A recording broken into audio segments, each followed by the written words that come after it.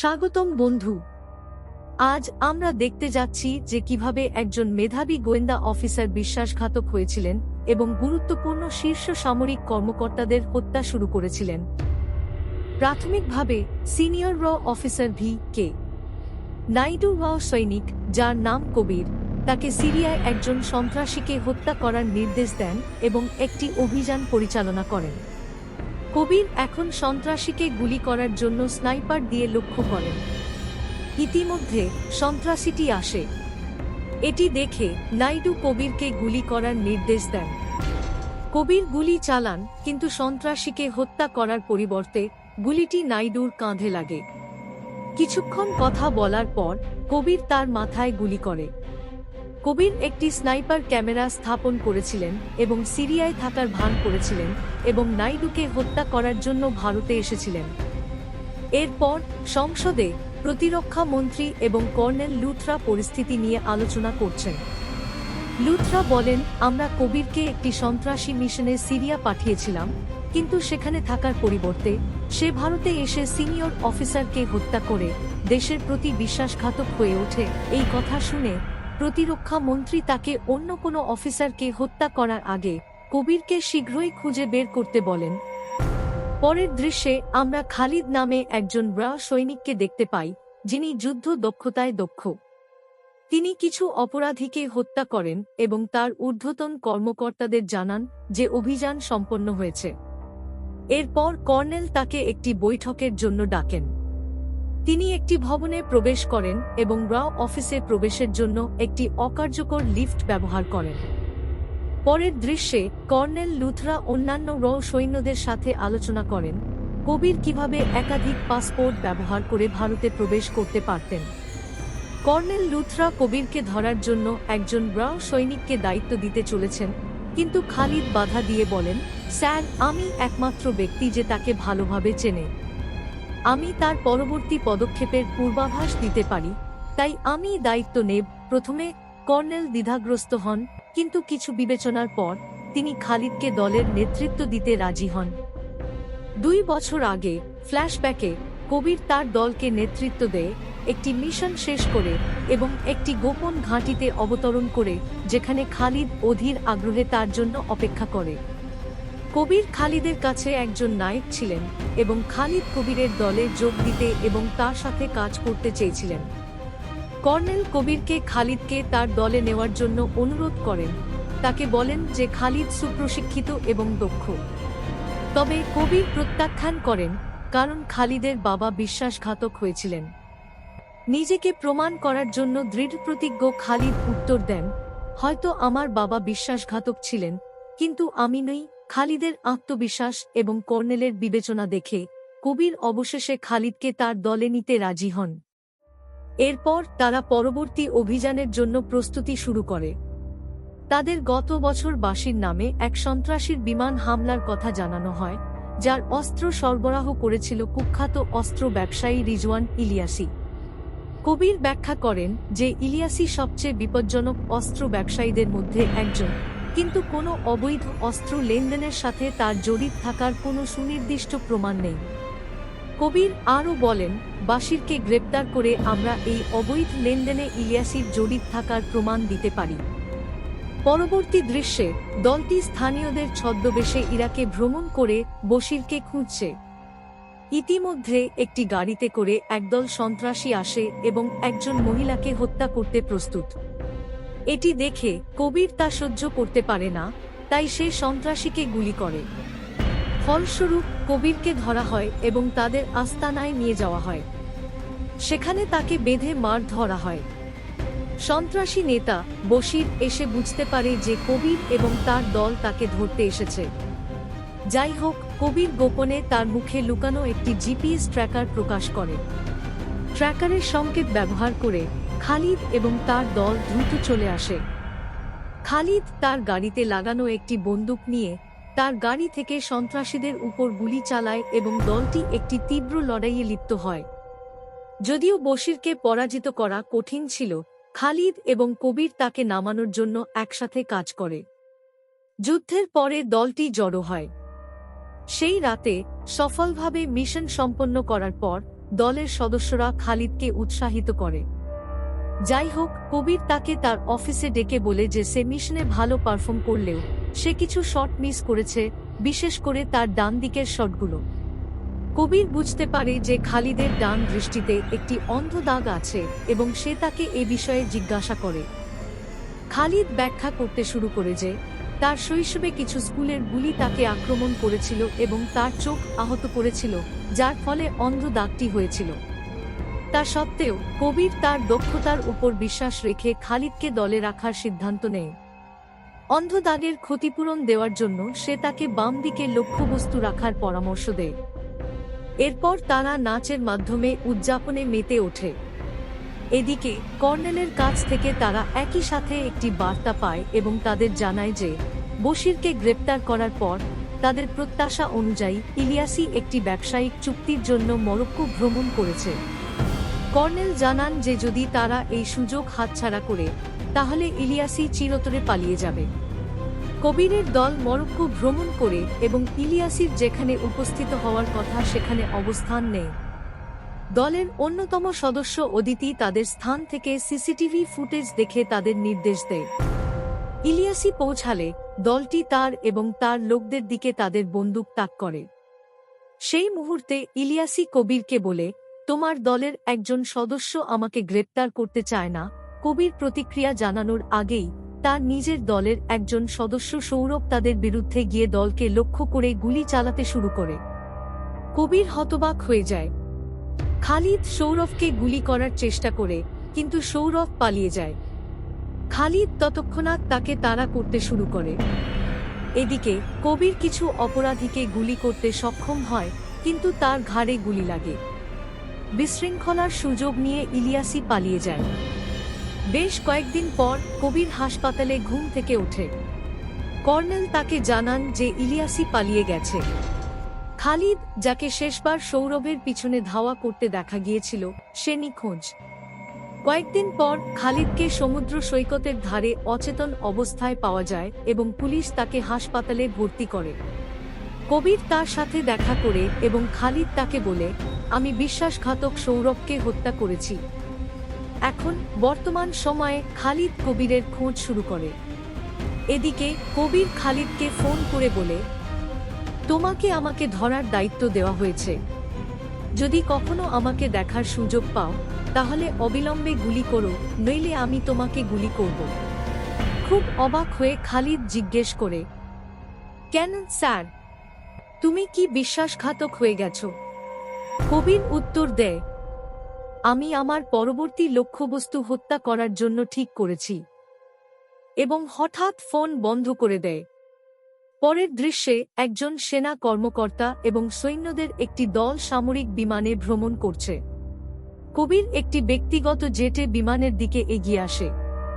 সামরিক বিমানের উপরে তার জেটটি স্থাপন করার পর সে এটিকে অটোপাইলট অবস্থায় সেট করে এবং সামরিক বিমানটি ধরে রাখার জন্য একটি চৌম্বকীয় হাতল ব্যবহার করে লাফিয়ে পড়ে। সে ভেতরে ঢুকে পড়ে, সৈন্যদের সাথে লড়াই করে এবং বিশৃঙ্খলা সৃষ্টি করে। লড়াইয়ের সময় বিমানের একটি ইঞ্জিন ক্ষতিগ্রস্ত হয় এবং বিমানটি নামতে শুরু করে। কবির সেনা কর্মকর্তার সাথে লড়াইয়ে লিপ্ত হয়, নাম জিজ্ঞাসা করে এবং নামটি পাওয়ার পর অফিসারকে বিমান থেকে ফেলে দেয়। তারপর সে প্যারাসুট ব্যবহার করে পালিয়ে যায়। ক্ষতিগ্রস্ত বিমানটি মাঝ আকাশে বিস্ফোরিত হয়। কবির আরেকজন অফিসারকে হত্যা করার কারণে কর্নেল প্রতিরক্ষা মন্ত্রীর চাপের সম্মুখীন হন। চাপের মুখে কর্নেল খালিদকে কবিরকে অবিলম্বে গ্রেপ্তার করার নির্দেশ দেন। পরে কবির একটি মেট্রো ট্রেনে খালিদের সাথে দেখা করে এবং তাকে দূরে থাকতে সতর্ক করে। খালিদ তাকে থামানোর চেষ্টা করেন, কিন্তু কবির তার পরবর্তী লক্ষ্যবস্তুর নাম লেখা একটি ছোট কাগজ দেখিয়ে পালিয়ে যান। দ্য উটওয়াল বিশ্বাস। পরের দৃশ্যে কবিরকে একটি শিশু ক্রীড়া দিবসের অনুষ্ঠানে দেখা যায়। সেখানে তার সাথে রুহি নামে একটি তরুণীর দেখা হয়। কথা বলার সময় রুহি তাকে বলে যে সে তার খেলায় হেরে গেছে। কবির উত্তর দেয়, আমরা জিতি বা হারি তাতে কিছু যায় আসে না। আমরা আমাদের সেরাটা দিয়েছি কিনা সেটাই গুরুত্বপূর্ণ। একটা ফ্ল্যাশব্যাক শুরু হয়। ইলিয়াসির পালানোর পর কবির ইতালিতে থাকতেন। তিনি নয়না নামে এক মহিলার সাথে প্রেমে জড়িয়ে পড়েন, যিনি একজন ক্লাব নৃত্যশিল্পী ছিলেন এবং বিভিন্ন মঞ্চে নৃত্য পরিবেশন করতেন। ফিরোজ নামে এক ধনী ব্যবসায়ী তার সৌন্দর্যে মুগ্ধ হয়ে তাকে দামি উপহার পাঠাতেন এবং ক্রমাগত তাকে রাতের খাবারের জন্য আমন্ত্রণ জানাতেন। নয়না কবিরের সাথে ডেটিং করার কারণে তার সমস্ত উপহার এবং আমন্ত্রণ প্রত্যাখ্যান করতেন। তিনি তার বন্ধুকে এই বিষয়টি গোপন রেখেছিলেন, যিনি তখন জিজ্ঞাসা করেছিলেন, তুমি কি তোমার মেয়ে রুহির কথা কবিরকে বলেছ? নয়না উত্তরে বলেছিল যে সে শীঘ্রই তাকে বলার পরিকল্পনা করছে। জানা গেছে যে রুহি নয়নার মেয়ে এবং নয়না একজন একক মা। এদিকে কবির গোপনে দূর থেকে ফিরোজকে ট্র্যাক করছে এবং কর্নেলকে সবকিছু জানাচ্ছে। ফিরোজ ইলিয়াসির একজন পরিচিত সারোগেট। গুপ্তচর হিসেবে কবির ফিরোজের ফোন কল এবং সিসিটিভি সিস্টেম হ্যাক করে। একদিন ফিরোজ তার হিসাবরক্ষকের সাথে দেখা করে। কবির তাদের কথোপকথন পর্যবেক্ষণ করে। ফিরোজ হিসাবরক্ষককে 4টি ভিন্ন অদৃশ্য অ্যাকাউন্টে 50 কোটি টাকা বিতরণ করার নির্দেশ দেয়। হিসাবরক্ষক যখন ট্র্যাক হওয়ার বিষয়ে উদ্বেগ প্রকাশ করে, তখন ফিরোজ আত্মবিশ্বাসের সাথে উত্তর দেয় যে অ্যাকাউন্টগুলি খুঁজে পাওয়া যাচ্ছে না। তিনি আরও বলেন যে সরকারও 20 বছর ধরে ইলিয়াসির পিছনে তাড়া করে আসছে কিন্তু সফল হয়নি। তিনি উল্লেখ করেন যে ভারতে একটি বৃহৎ আকারের আক্রমণের পরিকল্পনা করা হচ্ছে, যা থেকে ফিরোজ বিশাল কমিশন পাবে। কবির নায়নার মুখোমুখি হন এবং তাকে সত্য কথা বলেন। তাদের সম্পর্ক ছিল ফিরোজের সাথে ঘনিষ্ঠ হওয়ার তার মিশনের অংশ। সে প্রকাশ করে যে সে একজন গুপ্তচর এবং ফিরোজের কাছে পৌঁছানোর জন্য নায়নাকে ব্যবহার করা হয়েছিল। সে তাকে একটি চুক্তির প্রস্তাব দেয়, যদি সে মিশনের অংশ হয় তাহলে সে তার সমস্ত স্বপ্ন পাবে, যা রুহির জন্য ভালো ভবিষ্যৎ, তাদের নিজস্ব একটি বাড়ি বাস্তবায়িত হবে। মৃত্যু ভেঙে পড়ে, নায়না ভেঙে পড়ে এবং চলে যায়। পরের দিন সে ফিরে আসে এবং সাহায্য করতে রাজি হয়। কবির তাকে নিরাপত্তার আশ্বাস দেয়, কিন্তু নায়না দ্বিধা করে বলে যে সে আর তাকে বিশ্বাস করে না। সে তাকে রুহির তৈরি একটি ছবি দেয় এবং বলে, রুহির স্বপ্ন অস্ট্রেলিয়ায় সার্ফিং করা। আমাকে কেবল টোপ হিসেবে ব্যবহার করো না, তুমিও তার স্বপ্ন ব্যবহার করেছ। মিশনের পরে আমি এই ছবিটা সংগ্রহ করতে ফিরে আসব। সেই রাতে নায়না ফিরোজের ডিনারের আমন্ত্রণ গ্রহণ করে। কবির কাছের একটি নৌকা থেকে পরিস্থিতি পর্যবেক্ষণ করে। পরিকল্পনা করা হয়েছে যে নায়না ফিরোজের ল্যাপটপ থেকে তথ্য সংগ্রহ করবে। এদিকে কর্নেল কবিরের সাথে যোগাযোগ করে এবং কোনো অগ্রগতি না হলে তাকে ফিরে আসার দাবি করে। কবির জোর দিয়ে বলেন যে অভিযান সঠিক পথে চলছে এবং কলটি শেষ করে দেন। সন্দেহজনকভাবে কর্নেল ঠিক পরেই আরেকটি ফোন করেন। নায়না যখন ডিনারে ছিলেন তখন কবির সিসিটিভির মাধ্যমে পরিস্থিতি পর্যবেক্ষণ করেন। অদিতি কবিরকে ফোন করে প্রকাশ করেন যে ফিরোজ একজন প্লাস্টিক সার্জনের সংস্পর্শে এসেছেন, যিনি মুখের পুনর্গঠনের জন্য পরিচিত। তিনি ফুটেজ শেয়ার করে নিশ্চিত করেন যে ইলিয়াসি অস্ত্রোপচারের মাধ্যমে ফিরোজের মতো দেখতে তার চেহারা পরিবর্তন করেছেন। ফিরোজই ইলিয়াসি। হতবাক কবির দেখতে থাকেন। সবাই যখন বিভ্রান্ত, তখন নায়না ফিরোজের ল্যাপটপে একটি পেন ড্রাইভ ঢুকিয়ে দেয়। পরে সে ল্যাপটপটি উদ্ধার করতে ফিরে আসে, কিন্তু এটি নেই। ইলিয়াসি যে ফিরোজের ল্যাপটপটি তার হাতে ধরে রেখেছিল, সে এটি ধরে রেখেছে। নায়না ধরা পড়েছে, ইলিয়াসি বিদ্যুৎ কেটে দেয়। বিপদ বুঝতে পেরে কবির ভবনের ভেতরে ছুটে যায়, পথিমধ্যে রক্ষীদের সাথে লড়াই করে। কিন্তু সে তার কাছে পৌঁছানোর আগেই নয়না ছাদ থেকে পড়ে যায়। সে তাৎক্ষণিকভাবে মারা যায়। কবির ভেঙে পড়ে। ইলিয়াসি হেলিকপ্টারে করে পালিয়ে যায়। কবির আবেগগতভাবে ভেঙে পড়ে, অদৃশ্য হয়ে যায় এবং সদর দপ্তরে ফিরে আসে না। কবির অদিতির সাথে যোগাযোগ করে। সে তাকে বলে যে অভিযানের সময় নয়নার কথা সে কেবল কর্নেলকেই বলেছিল। অদিতি কর্নেলের কল রেকর্ড খুঁজে বের করে এবং আবিষ্কার করে যে কবিরের ফোনের পর সে পি.কে. নাইডুর সাথে কথা বলেছিল। তাই কবির নাইডুকে হত্যা করে যে ইলিয়াসির কাছে নয়নার বিবরণ ফাঁস করার কথা স্বীকার করে। কবির যখন অন্যান্য অভ্যন্তরীণ ব্যক্তিদের সম্পর্কে জিজ্ঞাসা করে, তখন নাইডু স্বীকার করে যে দুজন ছিল, একজন ইতিমধ্যেই মারা গেছে, বিমানে নিহত অফিসার, এবং অন্যজন ড উতওয়াল বিশ্বাসের কাছ থেকে গাড়ি উদ্ধারের কাজ করছিল। ড বিশ্বাস, যিনি 9 বছর ধরে ইসরোতে কাজ করেছেন, এখন পর্তুগালের একটি মহাকাশ গবেষণা কেন্দ্রে কর্মরত। খালিদকে তাকে রক্ষা করার জন্য এবং নিরাপদে ভারতে নিয়ে আসার জন্য পাঠানো হয়। সেনাবাহিনী যখন ডাক্তারকে নিয়ে যাওয়ার প্রস্তুতি নিচ্ছে, তখন ইলিয়াসি তার সাথে যোগাযোগ করে এবং কিছু কোড দাবি করে। ডাক্তার নিশ্চিত করে যে কোডগুলি প্রস্তুত আছে, কিন্তু বলে যে সেনাবাহিনী তাকে নিয়ে যাওয়ার জন্য ইতিমধ্যেই এখানে রয়েছে।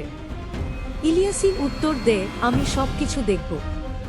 বিমানবন্দরে যাওয়ার পথে ইলিয়াসির লোকেরা একটি ক্ষেপণাস্ত্র হামলা চালায়। খালিদের গাড়ি উল্টে যায় এবং তিনি অজ্ঞান হয়ে যান।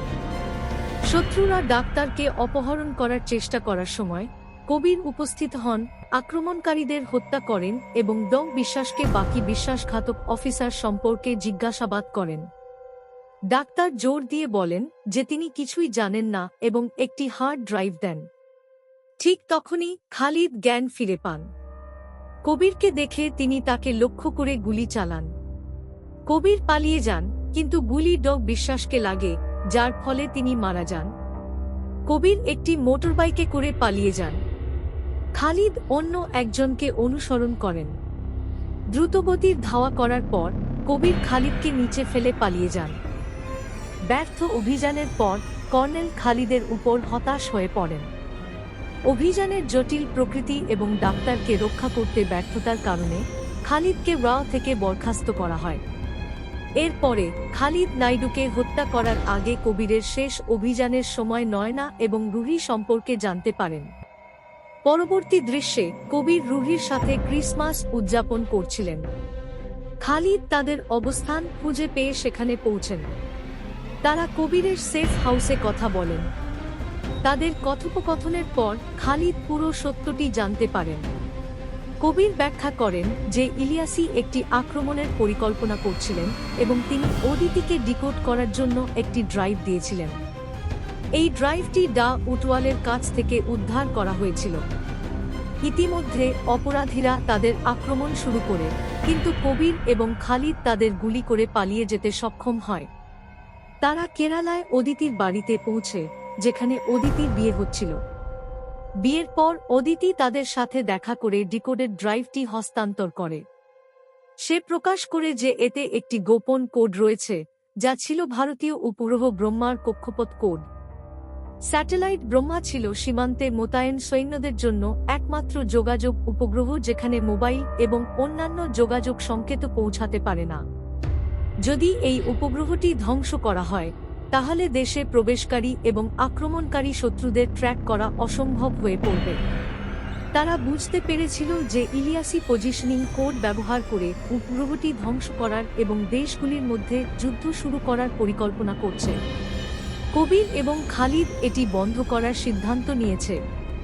কবির খালিদকে ড্রাইভটি দিয়েছিলেন এবং তাকে এটি নিরাপদ রাখতে বলেছিলেন।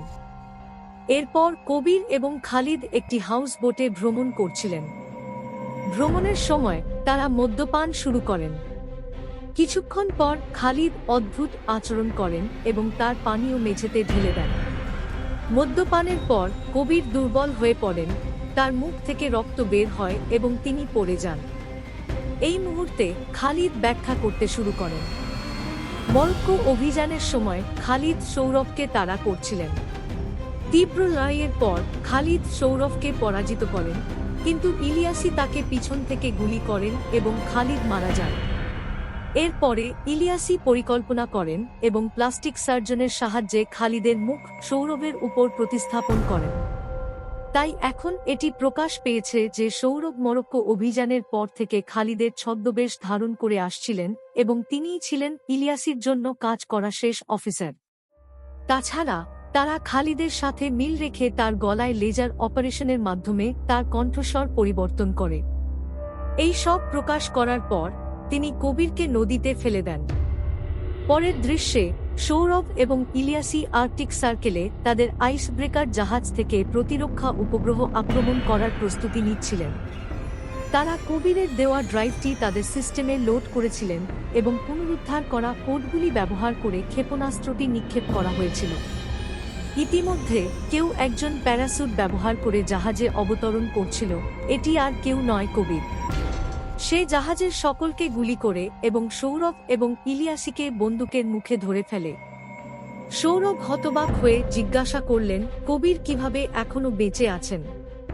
কবির উত্তর দিলেন, আমি আগেই জানতাম তুমি সৌরভ। তারপর সে ফ্ল্যাশব্যাকে বলল, 2 দিন আগে আমরা যখন সেফ হাউসে কথা বলছিলাম তখন অপরাধীরা আক্রমণ করেছিল।